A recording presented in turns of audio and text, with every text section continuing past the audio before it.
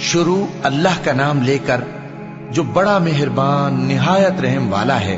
یہ ایک سورہ ہے جس کو ہم نے نازل کیا اور اس کے احکام کو فرض کر دیا اور اس میں صاف صاف آیتیں نازل کی تاکہ تم یاد رکھو۔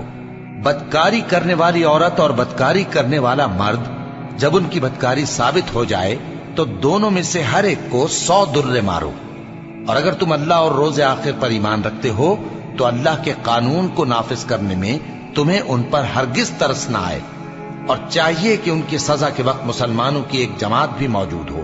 بدکار مرد تو بدکار یا مشرک عورت کے سوا کسی سے نکاح نہیں کرتا، اور بدکار عورت کو بھی بدکار یا مشرک مرد کے سوا اور کوئی نکاح میں نہیں لاتا، اور یہ یعنی بدکار عورت سے نکاح کرنا مومنوں پر حرام ہے۔ اور جو لوگ پرہیزگار عورتوں کو بدکاری کا عیب لگائیں اور اس پر 4 گواہ نہ لائیں تو ان کو 80 درے مارو، اور کبھی ان کی شہادت قبول نہ کرو، اور یہی بد کردار ہیں۔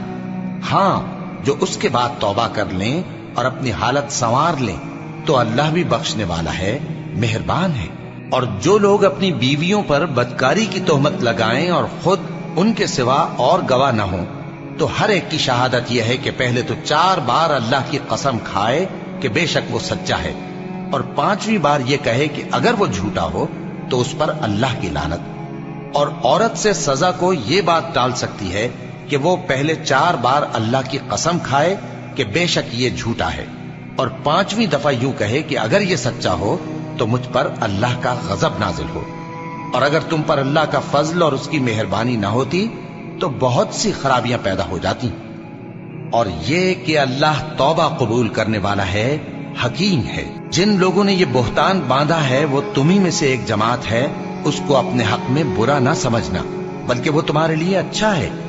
ان میں سے جس شخص نے گناہ کا جتنا حصہ لیا اس کے لیے اتنا وبال ہے، اور جس نے ان میں سے اس بہتان کا بڑا بوجھ اٹھایا ہے اس کو بڑا عذاب ہوگا۔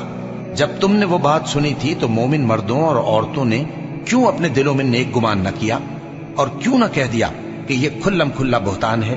یہ بہتان لگانے والے اپنی بات کی تصدیق کے لیے 4 گواہ کیوں نہ لائے؟ تو جب یہ گواہ نہیں لا سکے تو اللہ کے نزدیک یہی جھوٹے ہیں۔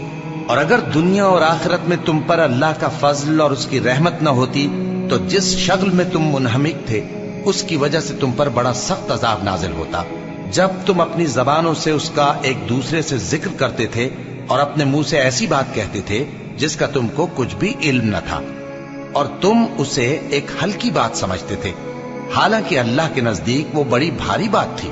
اور جب تم نے اسے سنا تھا تو کیوں نہ کہہ دیا کہ ہمیں شایع نہیں کہ ایسی بات زبان پر لائیں؟